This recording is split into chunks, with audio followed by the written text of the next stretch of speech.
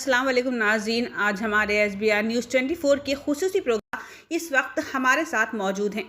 आज के कर्नाटका के हालात के बारे में हम बातचीत करने के लिए यहाँ आए हुए हैं।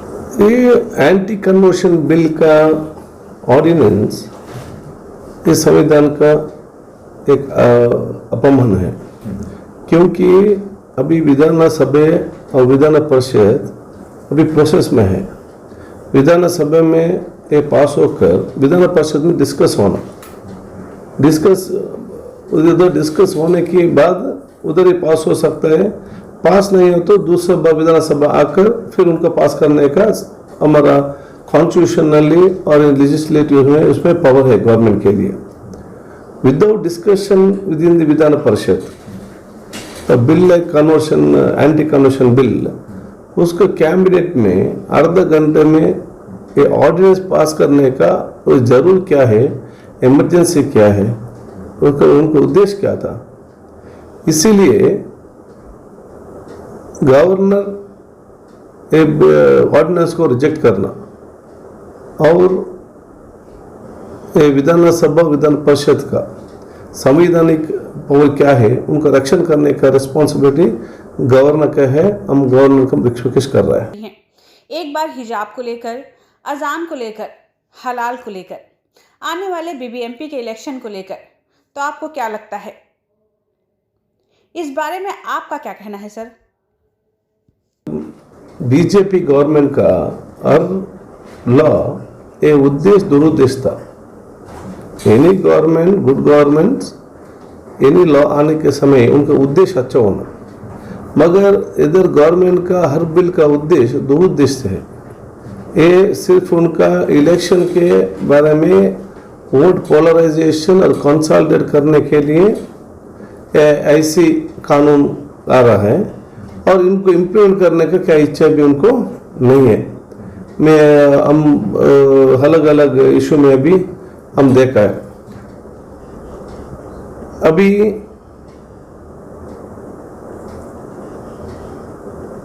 आजान का राम सेना मुद्दा उठाकर गवर्नमेंट के अगेंस्ट वो प्रोटेस्ट करना, उनके अगेंस्ट वो प्रोटेस्ट नहीं करते। वो किधर करते हैं प्रोटेस्ट? मस्जिद के सामने का करते हैं। उनका उद्देश्य क्या है? सिर्फ हमारा कम्युनिटी इमोशन ब्रेकअप होना, कॉम्प्लिकेशन होना है, गड़बड़ी होना, बाद में हमारे ऊपर उनको इल्जाम, हमारा मिस्टेक फोकस करना, उनको वही प्लान है। और हम अभी हमारे हर कम्युनिटी को हम कॉन्ग्रेचुलेट करता हूँ, क्योंकि कोई इधर इमोशनल ब्रेकअप नहीं हुआ। सेकेंडली, हिंदू ब्रदर्स भी कोई उनको टेम्पल में परमिशन भी नहीं दे दिया। इसीलिए 99% of the society they want piece and harmony. Sir, काफ़ी सारी मस्जिदों में डर है, वहाँ पे ये कहा जा रहा है कि लाउड स्पीकर को निकाल दिया जाएगा, हालांकि ऑर्डर तो ऐसा कुछ भी नहीं है, मीडिया दिखा रहा है ऐसा।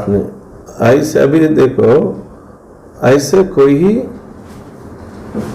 डर होने का कोई ज़रूरत नहीं है। हम हर मस्जिद कमेटी वाले के और हर उनको उलेमा के लिए बोलता हूँ, ऐसे डर मत करो। ये कानून क्या है, उनको क्लैरिटी पर हम उनको संदेश और उनको एक मैसेज देता हूँ। इसीलिए हम लिखकर एक परमिशन लेना, ये सिर्फ मस्जिद नहीं, हर आदमी कोई एनी ऑर्गेनाइजेशन कोई है तो वो लिखकर परमिशन लेना है। 10 से 6 बजे तक कोई साउंड नहीं, 6 बजे के बाद लिखकर परमिशन लेना, वो लिखकर परमिशन को अप्लाई करना लोकल अथॉरिटी में। वो नहीं देंगे तो हमारे पास बोलेंगे तो हम उधर उनको परमिशन लेकर हम देता है। उससे कुछ डरने का अवकाश नहीं है। 10 से 6 बजे तक ये डिसीजन क्या सरकार ले लिया, उसका बारे में हमारा उलेमा है और अमीर शरीयत का हमारा अमीर शरीयत जी है और कमेटी है और उलेमा से वो बैठकर एक डिसीजन लेता है, उनको हम मांग करते हैं। सर, कर्नाटका की माइनॉरिटीज ज्यादातर कांग्रेस को ही सपोर्ट करती है पिछले 70 साल से, तो जितने इशू सर हम देख रहे हैं कांग्रेस उतना ज्यादा रोल नहीं निभा रही है जो पिछली तरह से। Minorities are feeling like they left alone now. No chance. Congress is always with the minorities. Today, if Congress has get any major problem considering the other communities are not coming with us, if it is seen, only one thing, because they are focused, they are misguided that Congress supports minority in all the ways. If the good also they will support, if the bad also they will support. This is what the opposition has done. And now we are in opposition. See, when we are in power, whatever necessity, benefit, power, and we have to give for the minority committee was given without the request of the minority community only. Many of the issues. So we request the minority community not to go carried away by any social media or any news that or any political statement by the other parties or any political statement by the other leaders saying that Congress is not fighting. Congress is fighting legally. But opposition has a say, government has a way. Okay. But once we have come to power, you see always Congress was with the minorities, all program was given, all security also was given. In future also, once we come to power, we will see that all the justification will be given to the minority community. Now it's a response of the minority community to see that Congress will be back in power with the support of all the communities. Sir, you say that. Sir, it seems like when we actually need your support, Congress is actually looking out for their power. They are looking out for their own seats. They are afraid that they might lose their seats what they have got. It looks like Congress is very much scared these days. Congress is not scared at all. But Congress is always with the minorities, welfare and minorities good intention. This one. But we as opposition as a way of fighting these things. We don't want to put minorities in more complicated matters. Wherever, whatever we have to fight, we have to fight. Concerning hijab, legally it was fought by Congress in their court. No one has fought for the hijab issues legally in the court. Political statement anyone can give. What anyone can do. What's the use? The only use was there when you fought it legally in the High Court and Supreme Court. Who fought for that? It's a Congress legal cell advisor, advocates fought for that. Did any other party come forward?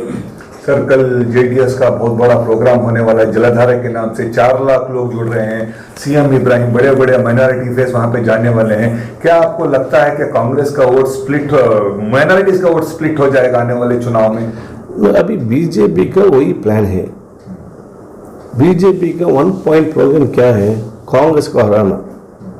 BJP का 1 point programme, इसको अलग अलग तरीके से वो उनका research में वो इम्प्लीमेंट भी करता है।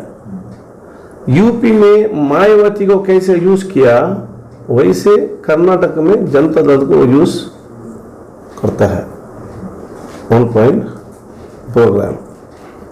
इसीलिए और हर पॉलिटिकल पार्टी का उनका पॉलिटिकल स्ट्रैटेजी है। अब हम उनको बदनाम करने का नहीं होता, उनको राइट नहीं, उनको पॉलिटिकल स्ट्रैटेजी। मगर हम कम्युनिटी बहुत होशियार से तीर्मान लेना। कोई पेपर स्टेटमेंट में, किसी का पब्लिक मीटिंग में, किसी का स्पीच में हम कैरी होंगे तो ये हमारा कम्युनिटी नुकसान होता है। प्रैक्टिकली हम सोचना, हमारा 1 पॉइंट प्रोग्राम बीजेपी को हुक्मों से निकालना, इसीलिए हम क्या सैक्रिफाइस भी रेडी होना, क्या सैक्रिफाइस के भी रेडी होना है, वो हुक्म को निकालना। और बाद में कोई सेक्युलर गवर्नमेंट आता है ना, उनका पास हमारा हक क्या है वो पूछने का ऑर्गेनाइज करना है। कांग्रेस कब पावर को आया, वो सभी वो पावर और सबलीकरण का हेवी प्रोग्राम और माइनॉरिटी गवर्नमेंट दिया। जनता दल 2 बार आया, 2008 बीजेपी के साथ कुछ किया माइनॉरिटी के लिए।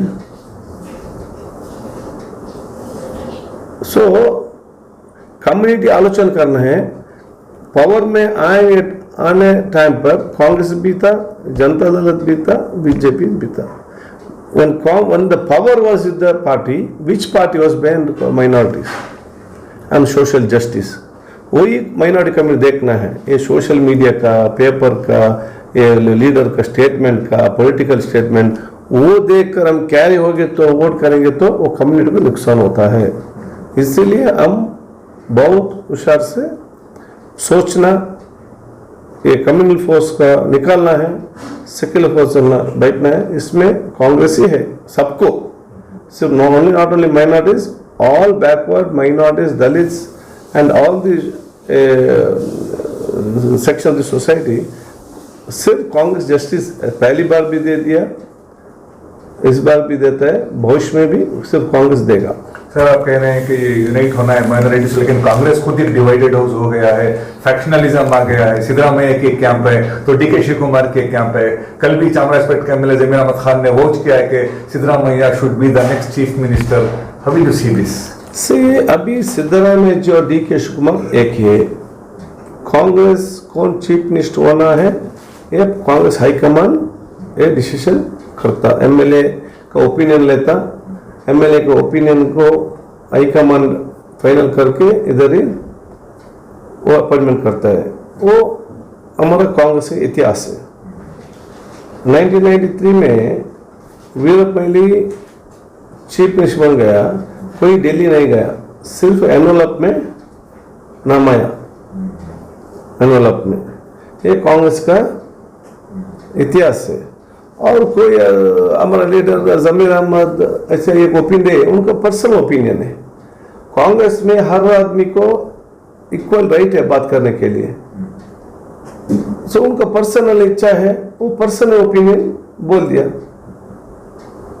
इसलिए अभी कौन भी पर्सनल ओपिनियन देंगे तो भी बाद में पार्टी हाईकमांड डिसीजन लेता है. सर, लास्ट क्वेश्चन सर, अभी सुप्रीम कोर्ट का ऑर्डर आया है कि पूरे इंडिया में जहां पर भी लोकल बॉडी इलेक्शंस नहीं हुए तो इलेक्शन करा, अगर गोमाई डिसीजन लेते हैं इलेक्शन कराने की, तो बेंगलुरु की बीबीएमपी में कितने चांसेस है कांग्रेस के परफॉर्मेंस को लेकर?